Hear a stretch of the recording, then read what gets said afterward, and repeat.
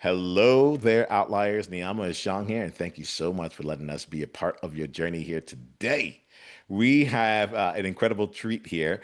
We have Fabio Fernandes, who's come out here to share his experience as an outlier, a trailblazer, and as someone who's continuously growing along his journey. Fabio, thank you so much for being here. I really appreciate you being here. Well, thank you, Niiamah, for having me on your podcast. It's such a pleasure. Yeah, it's good to be in space. So Fabi and I met we met about a year or so ago here, and one of the things that I really appreciate about you, if you don't mind, I'd like to share who you've been to me. Are you good with that? Sure, go ahead. Okay, cool. And then afterwards, we'll do our the way I normally bring people in, but I'm gonna do something special with you. So, Fabio, this is who you've been to me. I have to check in. I don't have anything prepared beforehand. But what I get about you is that you are a person of excellence. You have had a career that has taken you to higher heights than most people get to. And at the same time, you were able to leave that at the top of your career to go and say, "There's something more that I want." And with that, what I get about you is that you are willing to let go of the good in order to go and step into the great. And I don't imagine that being an easy thing to do. And yet you seem to keep showing up with it, both in terms of the specific areas of how you've crafted your business, but also the types of freedom that you allow yourself to go for, and the level of depth that you've chosen to commit yourself to, not just depth, but mastery that you've chosen to commit yourself to on the chosen path that you have. And so I just want to just make sure I speak to that here. It's really good to be in space with you. I'm so glad to be sharing you with outliers in this capacity. Thank you for being you. Well, thank you for that introduction. That really means a lot. And it's always nice to hear someone else reflect back to me how they see me, because sometimes, you know, I don't process it that way. So it's always nice to hear that back from someone else. And, I would like to reflect back to you and say how much of a privilege it has been for me to meet you, but also to be a part of your outlier community, and how I've been able to learn more about how I can enhance my business and take risks and challenge myself in ways that perhaps I wasn't challenging myself in. So thank you for that. Yeah. Fabio, let's give outliers a chance. If you're currently playing. I'm sorry, I didn't quite hear the question. Can you repeat it? Yes, I'll repeat it over here. And so give me a second here. There may have been a little bit of internet disconnectivity beforehand. So let me ask the question again. So I shared with outliers how I receive you, but I'd love for you to go and share a little bit more about you. Do you mind letting them know more about you and the game you're playing? Sure, absolutely. You highlighted a couple of things, but maybe I could backtrack a little bit. So, I worked in the tech industry for the better part of 27 years, and I was a customer support leader at the height of my career. And I had been doing that for a number of years. And during COVID, I made a decision after some deep reflection to leave that career and start my own business and focus it on wellness, and specifically on mindfulness and Reiki.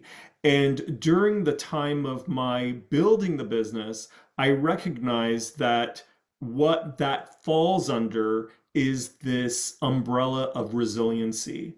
And so now my business is very much focused on resilience cultivation. So not only in the services that I deliver, but also in my podcast, and also in terms of my voice. And so I am raising a lot of awareness, or trying to raise awareness on the concept of resiliency, and to have us look at it from a different lens. So that's really the background, or the journey that I've taken to this point.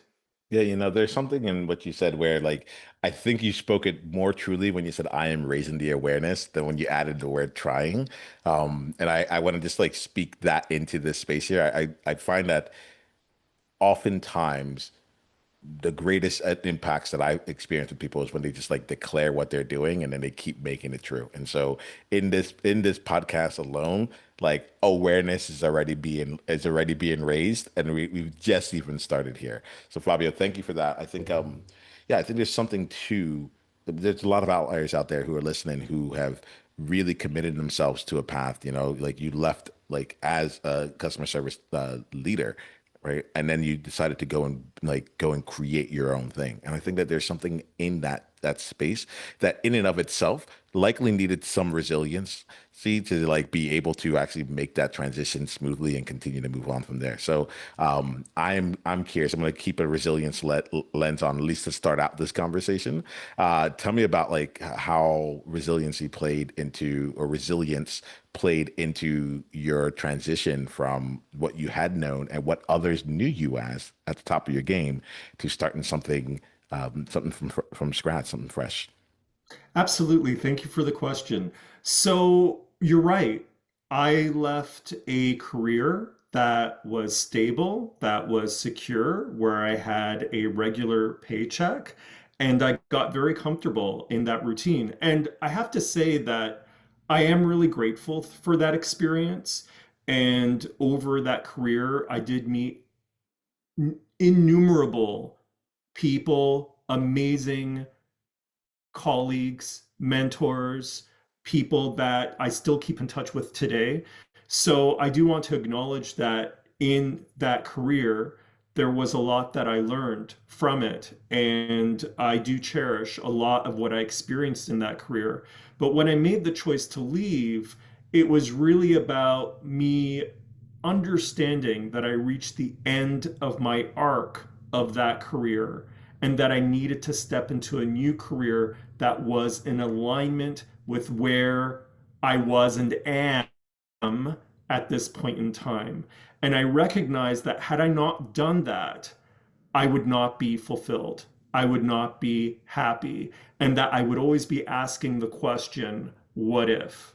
So I made the choice to leave that career and step into this new life. And there's been a lot of joys in being able to do this, but there's also been some challenges and hardships, throughout this journey. But it's definitely something that I don't regret anything in relation to my choice to leave that career and step into this new life. I don't have any regrets about that at all. And in fact, I would even go so far as to say that I I don't know. I don't think I don't want to close any doors, Yeah. but I don't think that I would ever go back to that life, if that makes any sense. Yeah, what I get about what you just said there is like it's served its purpose and you're grateful for it. It's helped make you who you are. It's not to say that you wouldn't end up working with a tech company again, but like what I think I'm getting is that like you've transcended in different ways. And so if you came back in, you'd be doing it through this business or with a specific offering. Like you have a lot of experience in that world. That experience isn't going to waste. But it also is going to the next iterations or future iterations are going to look different than what it had looked in the past. Let me check in and make sure I'm not putting any words in your mouth. Absolutely, absolutely. And also I think what's important is I'm not attached to the outcome. Mm. Right? So I have an intention and I'm moving ahead with my intention. And so part of me saying I'm not attached to the outcome is ensuring that all of the doors of possibilities are open. Yeah, yeah. Can I ask you something here? This might be something that you think about or not, but I hear people. I kind of think like there's three levels or at least two levels of like non-attachment, right? Well, there's like attachment, not attached, and then there's these other two things that come in, unattached and detached.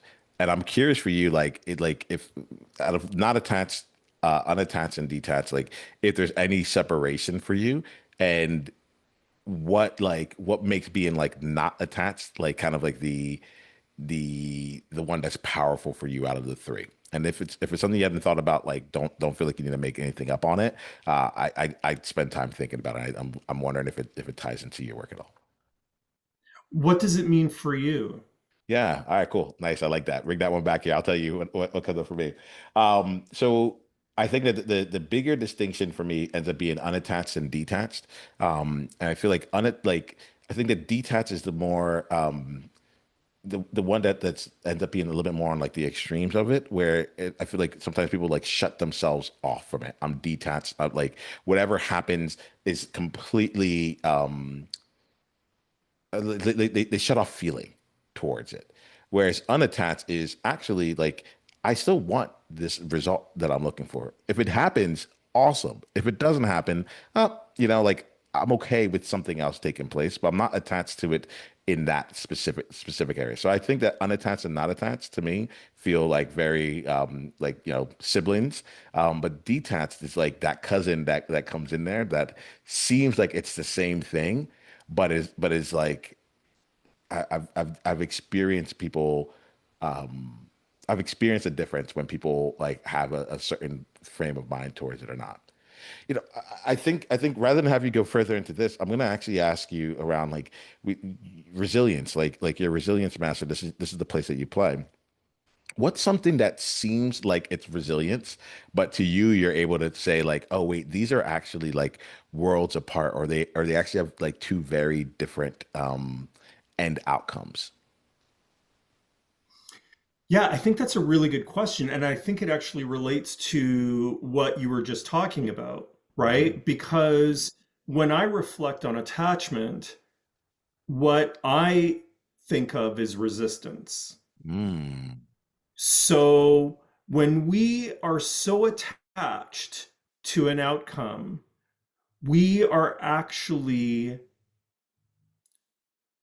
creating an obstacle to achieve what it is that we want to manifest into our lives. Part of it is perhaps that we're not grateful for where we are. That could be an aspect of it. And understanding that the goals that we're setting into motion is just a part of the journey and to appreciate the journey to the next step. But I find that when we attach to something, when we grasp onto something so hard, that it actually creates, and this is a very Buddhist concept. I'm not Buddhist, but this is something that is very much a part of the philosophy of Buddhism, is that it actually creates suffering because there's this idea that even when we do achieve it, right, that it's never enough and we're never satisfied, right? So when you ask the question around attachment, that's what comes to mind. Now, when we talk about resilience, and this is a very interesting topic because I feel like people approach resilience from different angles. And so part of my work is to crystallize for people, what does it actually mean? Because when we look at standard definitions of resilience up until this point in time, it has always been framed from the lens of overcoming, bouncing back, or recovering from. So these are all outcomes, right? But it doesn't really focus on the important work that precedes it. And so what I'm saying is that resilience is beyond the outcome. Resilience is the work because there are no guarantees. There are no guarantees that we will ever be able to overcome an adversity. There's a desire, right? But there's no guarantee. So when I define resilience, what I say is that it's a combination of qualities or characteristics and actions that support our well-being and our desire to overcome undesirable circumstances. And it's the will and the drive to keep on trying when we fall short or don't succeed. That's resilience. As I hear this here, I appreciate the level of thoughtfulness that you brought in. There's a reason why I used the word mastery earlier. I don't think you just like woke up the other day and like, oh, resilience. Like I'm just gonna go create a business. Like no, like I could see the deep levels of both experience and understanding and thoughtfulness in which you brought towards this. Do you mind if I play with you on this one? Because I want to make sure Sure, I can bring it in for absolutely. myself. Okay. So part of what I feel like I was hearing, and I thought this was a really cool distinction, which is like most people frame resilience in terms of the external outcome at the end, right? It's like a resilience. It almost feels kind of binary. It's like were you resilient or not, you know? And I feel that what I believe I'm hearing from you, and I may need you to give us a little bit of the definition again, but what I feel like I hear from you is that one, like resilience is the journey rather than just the destination. It's how you interact with your world, and it almost feels a lot more like the inside job versus the outside result. Being like, yeah, it's like the process of resilience versus the outcome of resilience. Let me check in with you on that. Like directionally, am I getting this? Am I in the right direction here? So what I would say is that it's both. Mm. It's both. And that everyone is resilient. We're all resilient. Just by virtue of living this life, we are resilient. And the other element of this is that there are so many different facets of resilience. Just think about like everything that we direct our energy into in our lives, whether we're in school. So there's academic resilience, there's our family, there's family resilience, there's relationship resilience, there's professional resilience, there's relationship resilience. So if we think about all of those different categories, right? There might be some categories that we feel a lot more resilient than others. The point being is that it is a work in progress. We are all works in progress. And so long as we are, and this is the key point, these are qualities. So when I say qualities, what I'm talking about is adaptability, compassion, reflection, all of these integrity. These are the characteristics that we embody, right? Combined with actions. So a plan, a plan of action, mindfulness, um, doing things that are for our betterment, right? And so there's a real synthesis between the qualities that we embody and the actions we take that support our well being and the desire to overcome undesirable circumstances and achieve goals, right? So that's the other element of it too, right? It's not always about adversity. It can be about just achieving a goal, right? But the key is that we are taking steps that support our well-being, because what is the opposite of that, right? So one of the things I just wrote an article recently, and the whole concept of the article was what is the difference between resilience and survival, right? And my point was in the article is that survival is necessary. We all survive, right? And it all relates to our basic needs, our safety, security, shelter, food, all of that stuff, right? The difference is that when we look at that standard definition of what survival is, it's about the concept of to live or exist, right? To live and exist despite difficulty or hardship. General definition, Okay. Yep. right? Yep. Feels good about that. So that is the definition of survival. But when we look at that definition, let's think about it. To live or exist, to live or exist. And it's really at any cost, meaning that we cannot guarantee that our survival actions are going to be for our greatest good. And that's the difference. The difference is that with survival, we are taking steps. We are taking steps based on the qualities that we embody and the actions we take for our well-being and our desire to overcome undesirable circumstances or achieve those goals and to continue trying with that drive, right? If when we fall short or don't succeed, right? So that's the idea of resilience. But when we're in a survival state, right? Let me frame it a different way. Survival supported by resilience is amazing. Survival without the resilience piece does not necessarily guarantee that our survival actions are for our greatest good. And I'll give you a couple of examples, right?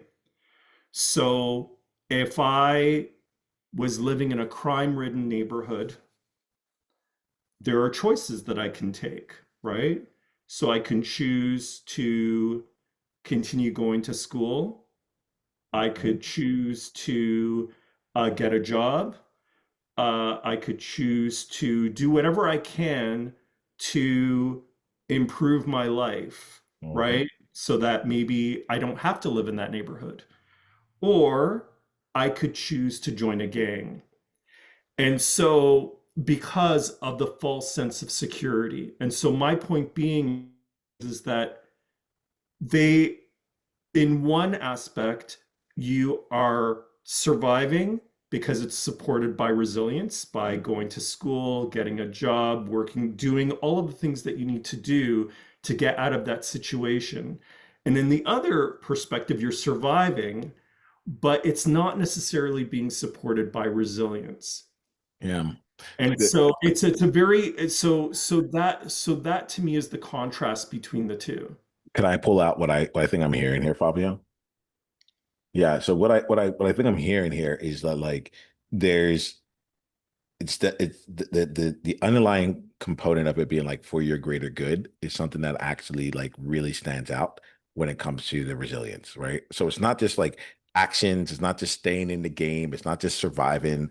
Like all those things might, if you look at only the outcome at the end of it, it might like two people in a very similar situation might end up at the same outcome as a result of it, right? And let's say that they're still alive and they're still moving forward. Like that's a shared outcome. However, the path that they choose to take could be one that is the path of resilience, which is continue to feed into their well-being at the same time, or it could be a path of some other thing. Let's say in this case, survival, which seems to be which doesn't necessarily need to also incorporate like them stepping into something that serves them even beyond. It's not to say that like joining a gang doesn't have its benefits, but it doesn't have the same kind of benefits of being able to improve your education or go beyond there. Let me check in with you. Does that feel like I'm understanding it right? Yeah, so I guess what I would say is when I talk about these things, I'm not speaking about it from a place of judgment. So I just Yep. want to say that. So when I'm talking about these things, I'm not talking about from a state of judgment. I'm really talking about it from the sense of really understanding what those words really mean, Yeah. right? And how we can survive and we all survive and we're all resilient, right? But in some respects, there could be situations where people are more in the survival state than in the resiliency state, So right? let's talk about And this a in little bit that, further then. Like, yeah, 'cause I think what's gonna happen here is that like I think we got to make it real, right? And as we make it real, I think it's gonna become even more like yeah, the distinction is gonna shine itself through even more. So let's talk about like different outliers and a lot of us out here are creating a vision that no one's ever seen before. sure, And maybe it's not that no one's ever seen before, but we haven't seen it before. Not like it's not to say that people haven't created an eight-figure business, but like, have I done it? Like, those elements. And along the way, we like run into different setbacks and things like that, right? And the setbacks, I'm starting to recognize that like you're never really done. with the setbacks, it just changes, and you have different resources available to help you go about it. So let's say that like there's a high performing, high achieving entrepreneur right now that's listening to this, right, and is listening to themselves and asking, okay, like regardless of how we like define it, like how can I leverage resiliency in a way that gives me that edge that I wouldn't have had if I was looking at it either through a more traditional lens or like, just like doing whatever I can just to survive. Like, can you help us see like an opportunity where cultivating resiliency might be able to give them a better outcome than just kind of getting through it? Sure. I think how I would like to answer the question is because I always feel like we always have the answer to the questions, Mm, right? Is what is the motivation? I think that when we understand our motivations, it really does underscore whether we're making a good, a wise choice or not.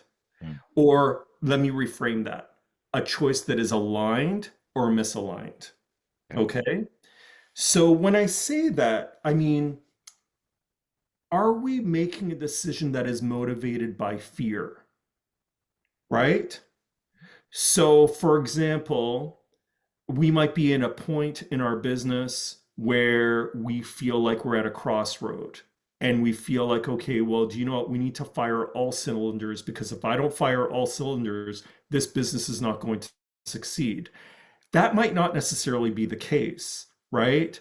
And so, is the motivation fear of failure, right? And so, if we're making choices from a place of fear, then we know chances are that is not really uh, a decision that is being supported by resilience. Fear is one of the you know I talked a little bit about survival. There's an immediacy piece with survival, right? And so when we think about fear, what do we want to do? We want to pacify that fear as quickly as possible. Whereas, one of the things that you like saying is playing the long game. And that's the thing about resilience. Resilience is about playing the long game. And so when we're at a crossroads at a business, you know it might be very comforting to sort of say or to pacify that fear and say, okay, let's fire all cylinders. That might not be the best strategy for the business.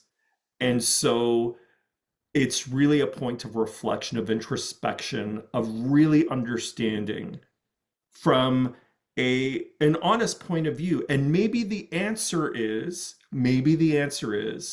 it's time to close up shop.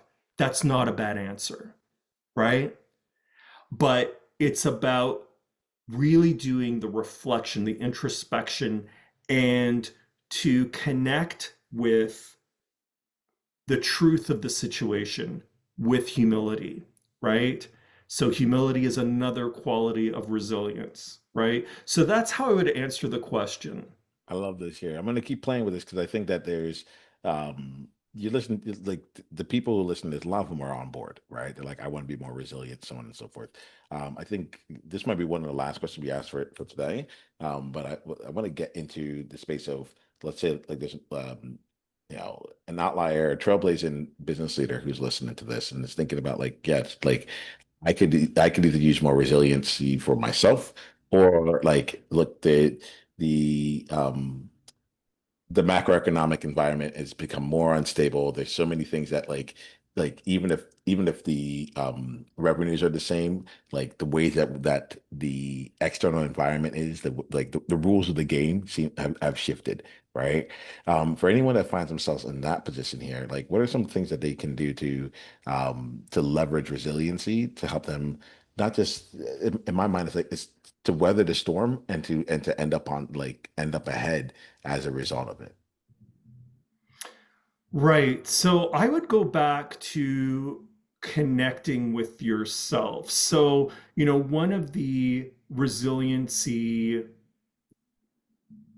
actions that we can take is mindfulness. So when I talk about mindfulness, what are we talking about? It's more than just meditation, right? It's about really connecting to the present moment, connecting with your breath, maybe connecting with nature, connecting with your environment. But it's about connecting to the truth of the present moment, right? And so, my simple definition of mindfulness is it's the practice of presence and awareness, right? It's the practice of presence and awareness and compassion, right? Which is really important. So if we approach our situation with that attitude, the attitude of the practice of presence and awareness and compassion, then the answers will emerge for what it is that we need for ourselves. And what are other actions that we can take? Self care, right? So, this is the thing. I mean, as an entrepreneur, it can be a very cerebral exercise. And sometimes we might forget to tend to our body and other things that might really help us towards gaining the insights that we need to understand our next steps. And so, you know, that's what I would say. What I would say is if you feel that you are lost or at an inflection point in your business, what is a practice that you can embody or start or do that will help you connect back within yourself and really connect with the answers that are within you, the truth of the situation, so that you know that whatever steps that you take are in alignment with who you are as a person. I appreciate that, Fabio. Thanks for bringing it in. And outliers, just take some time to take that in real quick. You know, Fabio, what I'm going to do, we're going to wrap up this conversation, and the way we're going to do it, I'm going to ask you three questions to get to do, right? The first one here is I'd love for you to share with us what I call an outsight. An outsight is any message that comes from outside of you, right? Like some message that you want to go and share with outliers. I'll distinguish that from an insight, which is something that's for yourself, right? But what's an outsight that you want to share with any outliers or trailblazers that are listening right now? I don't know if this relates to the question, but what I would say is, reach out. Reach out to me. If you have any sort of questions, inquiries about resilience, about how resilience relates to survival, about how resilience might be able to support you and your business, please reach out. My business is called The Stumbling Spirit. It's also the name of my podcast. Is And there a you reason can why you find. call it the stumbling spirit, by the way? So, originally, when I started my business, I incorporated it under the name Resting Bell Wellness Inc. And when I started my podcast, it was called The Stumbling Spirit.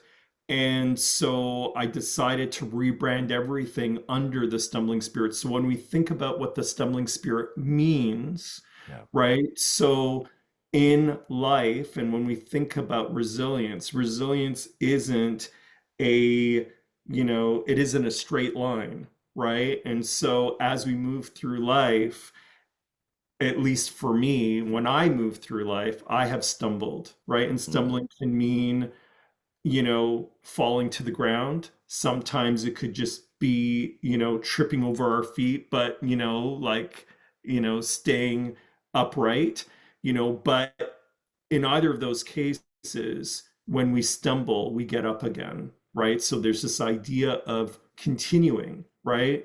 And so that's the stumbling piece. And the spirit piece is, you know, when people hear spirit, sometimes they might think of the ethereal, and yes, that's a big part of it, if you believe in that, right? But it really is about connecting with our vital source, our vitality, right? So, what is that source, that vitality, that force, that drive that moves us forward through life, right? Our vital essence, right? So, that's one layer of spirit. And then the other layer of spirit is, about the soul. And then the other layer of spirit is connecting to something greater than ourselves, right? So, for some people, it can be God, it can be a higher power, whatever higher power you believe in. But, there's this concept of thinking of something greater than ourselves that is very present with resilience. And if we think about who we are as entrepreneurs, that is in fact what we're trying to create. We're trying to create something that is greater than ourselves at this moment in time. I appreciate it. This is something that's been on my mind when you bring up the stumbling spirit. I'm like, we need to spend some time on this here. Fabio, I appreciate you being here today. Outliers, for any of you that are listening here, this conversation was made not just so that it can live between us here, but really so that it can be of service to other people, right? And so my ask is that you go and you share the podcast, leave a review, put it out for people so they know that about this episode in particular. And I'm going to invite you to come and join us in the one person, one conversation at a time initiative. And that's when we believe that there's one person out there who who would really benefit from hearing this conversation. There's something that Fabio said. There's something about the way that this conversation was conducted that really would serve that person at this time. I ask that you share this message with them with intention. Let them know, hey, I was listening to this and I thought of you. I have something in my mind that says, like, that's in my mind. My mind has its own thing, but my heart goes and says, this is how this thing really grows. It gets the right person at the right time with the right need. And then we're always connecting them with the right person for them. Right. And so if you can join us in there, you might even be listening to this because someone else thought of you earlier. And I ask that you just keep paying it forward. If you do that, that mean the world to me. All right, Fabio. So we're gonna wrap up. You were in the middle of telling us I have two questions that we usually end everything with, which is how do outliers go deeper down the journey with you? And then the second one is what's an insight that you got? So we already got the outside part, but what's a takeaway? What's something that you are leaving this conversation with for yourself?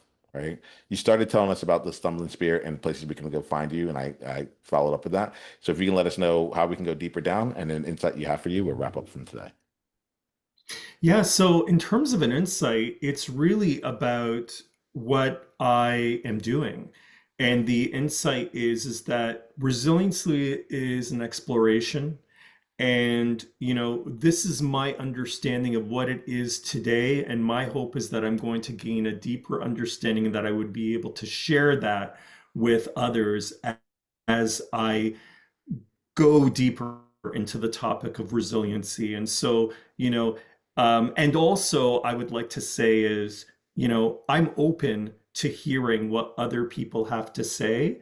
And I'm also open to people disagreeing with me as well. So that I think is very important too, is to hear those different opinions, because that also helps me as well. So I just want to put that out there too. Well, this is the kind of thing out there where this like you couldn't be open to that if you were attached. You couldn't be open to that if you didn't have like resiliency working for you. And like what I hear from you is like it's like this is all toward your higher good. Like I saw how you like lit up. It wasn't just like an ask that you have. You're like, yo, if you want to come and talk about this, like I'm in. You can agree with me, you can disagree with me, but I want to I really love this stuff. I want to keep going and seeing how I can deeper my understanding in it and how I can keep using that to help other people be able to create go after the dreams that they have, go after the things, be able to continue pursuing things that they desire even when they're going through undesirable moments. Like there's something in there that if you're not watching the video, you might have missed it, but there was just a spark, a genuine spark that came alive when you made that request. So I'll just take Fabio up on it. Fabio, I appreciate you. If they follow you if they find you through the stumbling spirit, that'll be the best way for them to continue, correct? They could also find me on Instagram at the Stumbling Spirit, and you can DM me there. Perfect. All right. Larry, let's take this going. Let's keep this going. Let's grow together.